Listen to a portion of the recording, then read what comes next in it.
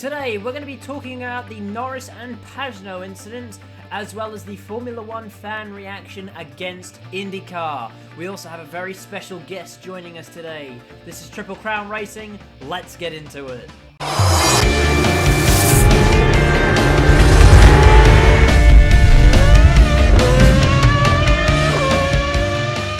The year that every racing driver on the planet suddenly became a Twitch streamer is not one that I will necessarily remember fondly.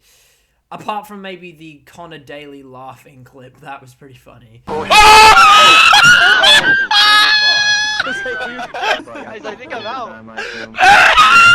Yeah, because you're on Mars! But in all seriousness, I think it's led to a few more problems than warranted. First of all, it was Bubba Wallace losing his sponsorship after rage quitting during a stream out of an iRacing NASCAR event.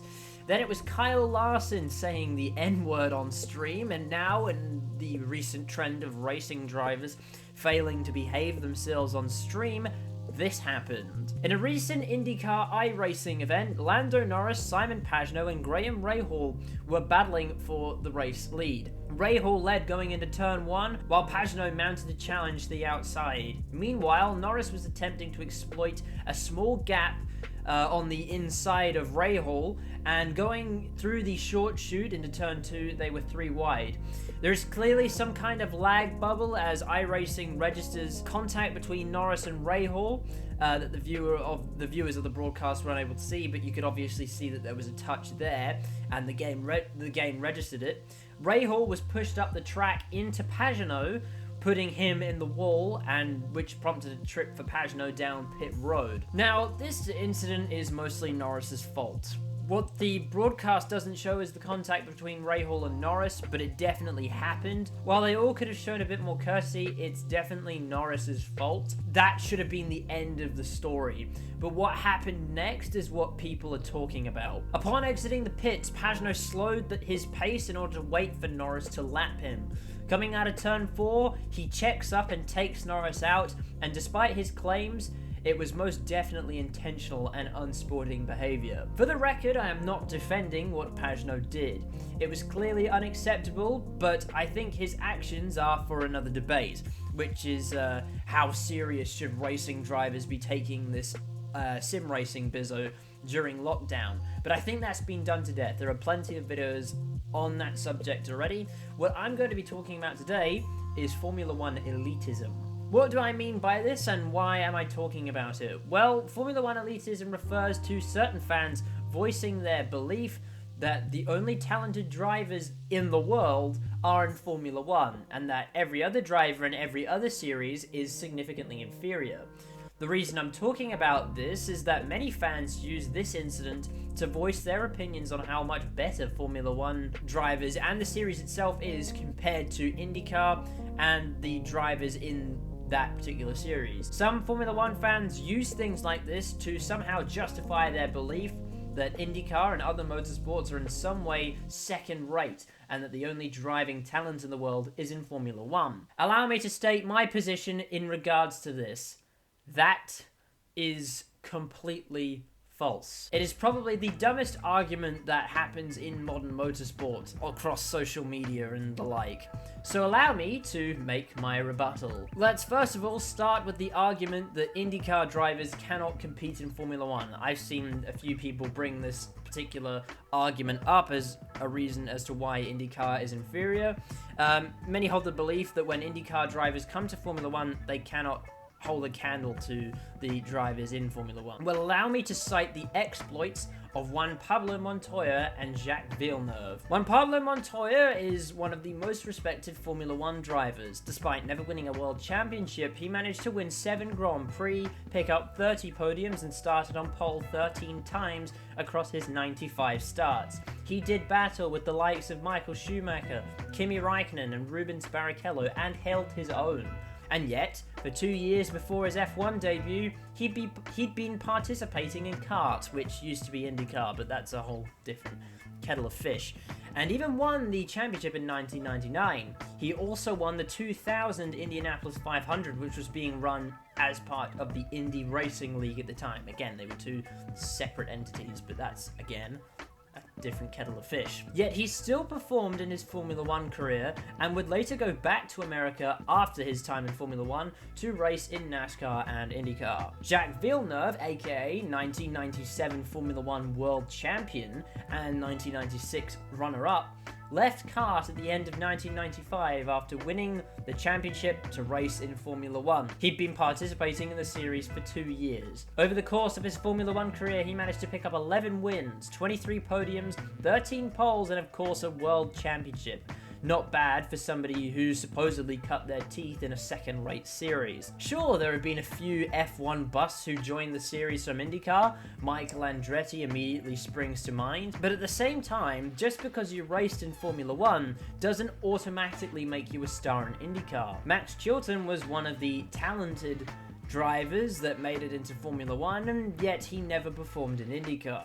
And Rubens Barrichello, while admittedly being past his prime at that point, didn't perform in IndyCar either. I'm not saying that there aren't plenty of Formula 1 drivers who have done really well in IndyCar after moving over from their time in Formula 1, but at the same time, there are quite a few IndyCar drivers that have done well in Formula 1. Moving on to my next point, to say that the only talented drivers are in Formula 1 is utterly ridiculous. Would you say that just because Nick de Vries is not in Formula 1 that he is significantly less talented than any given driver in the series? Would you say the same about Luca Giotto or Davide Valsecchi? Just because a driver doesn't make it into F1 does not mean that they aren't talented enough to be there. What about all the other drivers that were on the road to Formula 1 but never made it? Or the drivers that did make it but left after a couple of seasons that are now finding success in sports car racing, Formula E, and countless of categories across the globe? Would you say that they didn't make it to Formula 1 because they have no talent? My point is to say that all the driving talent and that there is no talent in any other series other than Formula 1 is utterly absurd. The final point that I'll discuss is the comparison between the two series, and the fact that it is ultimately pointless. The reason being that while the cars kind of look and sound the same, and they race for the same goal, IndyCar and Formula 1 couldn't really be more different. Formula 1 is a sport that requires drivers to be able to pilot incredibly complex machines that are honestly more akin to aircraft than actual cars around road course circuits across the globe, which is a unique driving challenge. IndyCar requires drivers to be able to adapt to road courses, street circuits, ovals and super speedways, and drive cars that are much more analog. Again, a unique driving challenge that is no less difficult than Formula 1. Even if the cars are slower, because people think that is an argument for some reason, it's still a challenge, and the drivers in this series are still talented. Whichever way you look at it, the drivers in both IndyCar and Formula 1 are good racing drivers, regardless of whether the unique skills that they have are transferable across both series. I want to briefly talk about the racing product. Just because IndyCar races on ovals and other American tracks, and just because the cars are slower, does not necessarily mean that the racing product is any worse. In fact, on the contrary, I would argue that the racing in IndyCar is consistently better than Formula 1. But that is just my personal opinion. You, of course, are entitled to your own. While it may sound like I am bashing Formula 1 in favor of IndyCar, this is not the case. While I think the racing, race in, race out, is better overall in IndyCar, Formula 1 produces some pretty special races, and the series holds a special place in my heart. What some people fail to understand is that you can like both, and I, personally, like both a lot. The purpose of this piece is to simply silence these ill-informed positions that state that the IndyCar drivers and the series itself is in some way second-rate, and that the quality of both the series and its contestants is in no way reflected by what we saw the other night. But that's just my opinion. I've decided to get a second opinion on the matter. So joining me today is the person who gave me a massive boost in my YouTube career, if you will. Please give it up for Tommo F1. Elitism in Formula 1. It's an interesting point, Jack. I don't know, man. It's hard to... You're never ultimately going to be able to directly compare drivers. This is the problem. There's always going to be nuance there. It's not the same as football, soccer, as you would call it, for example, because everyone's got the same, football that they're kicking around. In Formula 1, in all motorsport, everyone's using different machinery. No one's is exactly the same. Not even teammates can necessarily be exactly the same. So it's going to always be impossible to compare. But obviously, elitism, Formula One positions itself as the pinnacle of motorsport in terms of technology and development. And in terms of talent, you would hope that the cream of the crop will eventually rise to the top. But obviously, there's so much politics, not just in Formula One, in all motorsports to an extent, because of sponsorship, because of money, because of that barrier to entry.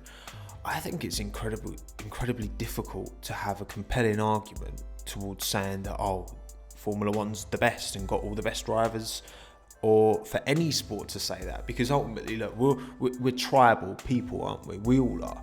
We all love our little things, you know. People love their IndyCar, people love their Formula One, people love their, you know, GT series. Everyone's got their own little niche that they love and think is the best thing in the world, and everyone lives in their own little echo chambers, and that's where this elitism kind of mindset grows. And there was a lot of, you know, scuffing at Lando over the whole IndyCar incident, which obviously, again, that just comes from a place of snobbery, as far as I'm concerned, which is a lot of snobbery goes around, and it really winds me up. But it's just part of, you know, sport, and it's not just a racing car thing. It's all sport. You have snobbery. Again, football, prime example. You get snobs all over the place. You think their club's entitled to success and entitled to do blah blah blah, this and that, entitled to have the best players. That's just not real life. One thing with esports, I do think esports is a genuine, you can't match the absolute level of levels, you know what I mean? Like, everyone's on the same level, everyone's driving exactly the same car, everyone's got the exact same, you know, things there, and it's all very accessible. I think you can definitely compare the F1 esports drivers. You can really kind of gauge who's the best and who's on it at any particular time, because they dominate. And again, they're not getting a boost in terms of having a better car or having a better blah blah blah whatever, whereas that's obviously not the case in both Formula One, but also most motorsports, because again, some teams are stronger, some teams are, you know, more professional, more organised than other teams. That all has an effect. Elitism, ultimately, for me, is just an example of snobbery. I don't know enough about IndyCar to judge, but I'm not going to jump and say, oh, F1's the best in the world and IndyCar is just nonsense rubbish, because I'm not, who am I to say that? Because no one truly knows, because again, there's not that equilibrium. You know, we can look at all the Lando Norris, for example, slaps up the IndyCar, does really well in that. That doesn't mean he'd jump into an IndyCar in a real race and immediately do well, because he's very, very good at iRacing, which then transfers over into IndyCar in iRacing. But that doesn't necessarily mean he's going to be great at that as an actual discipline. There's been loads of examples of drivers who have performed really well in certain motorsports and really poorly in others. But in terms of their overall ability as a driver, in terms of the reactions and the reflexes and all that, it's impossible to judge. So everyone should just chill. Everyone should stop having a pop at each other. Everyone should just relax, be nice, enjoy everything that we have, right? Because there's times like now, right, where we're all stuck inside, you know, it's easy to lose touch of what's important in life. But also, you know, it's entertainment motorsport. Motorsport does not exist in nature. You know what I mean? The Neanderthals weren't driving little, you know, rock wheel cars around. This is a privilege that we are able to enjoy these things, and everyone should just be a bit nicer to each other, I think. Ultimately, that's the point. But anyway, back to the video, Jack. Good on you, mate. Thank you, Tommo, for contributing your position on the subject. Those were some very interesting points. The link to Tommo's YouTube channel is in the description below, along with all of his other social media pages. Please go check them out, and once again, thank you for agreeing to come on and do this video with me. So that's going to do it from us. What do you think?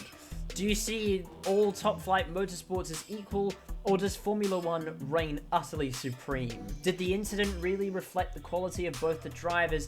What do you think of the Pagenaud-Norris incident? Is sim racing being taken too seriously, or not seriously enough?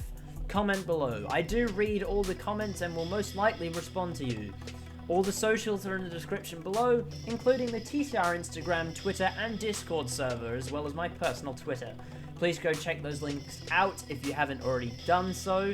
Anyway, like, subscribe, and I'll see you next time. Goodbye.